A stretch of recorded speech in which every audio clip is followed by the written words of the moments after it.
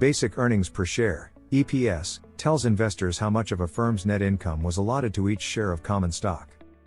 It is reported in a company's income statement and is especially informative for businesses with only common stock in their capital structures. Understanding basic earnings per share, one of the first performance measures to check when analyzing a company's financial health is its ability to turn a profit. Earnings per share, EPS, is the industry standard that investors rely on to see how well a company has done. Basic earnings per share is a rough measurement of the amount of a company's profit that can be allocated to one share of its common stock. Businesses with simple capital structures, where only common stock has been issued, need only release this ratio to reveal their profitability. Basic earnings per share does not factor in the dilutive effects of convertible securities. The formula for basic earnings per share is as follows. Basic EPS equals net income, preferred dividends, divided by weighted average of common shares outstanding during the period.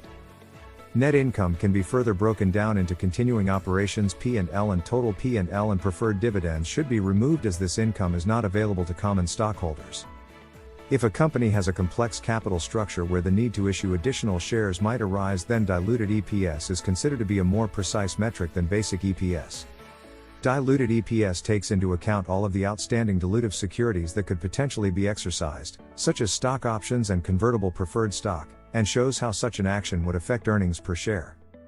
Companies with a complex capital structure must report both basic EPS and diluted EPS to provide a more accurate picture of their earnings. The main difference between basic EPS and diluted EPS is that the latter factors in the assumption that all convertible securities will be exercised.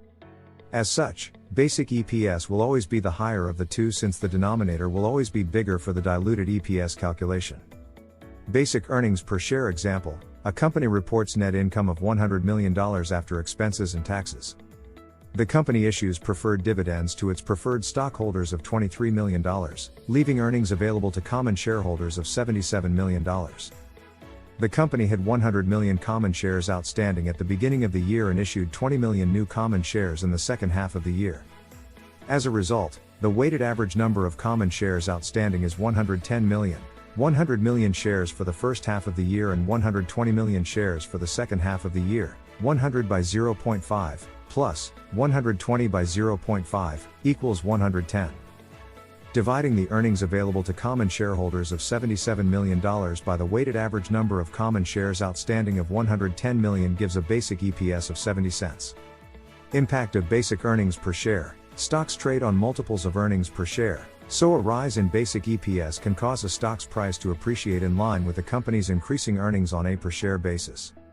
Increasing basic EPS, however, does not mean the company is generating greater earnings on a gross basis.